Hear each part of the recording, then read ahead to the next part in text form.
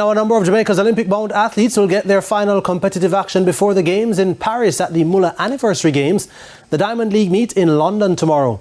Cheyenne Salmon and Rochelle Clayton, who are tuning up for Paris, will be the first Jamaicans in action in the 400-metre hurdles, along with compatriot Anjanette Knight.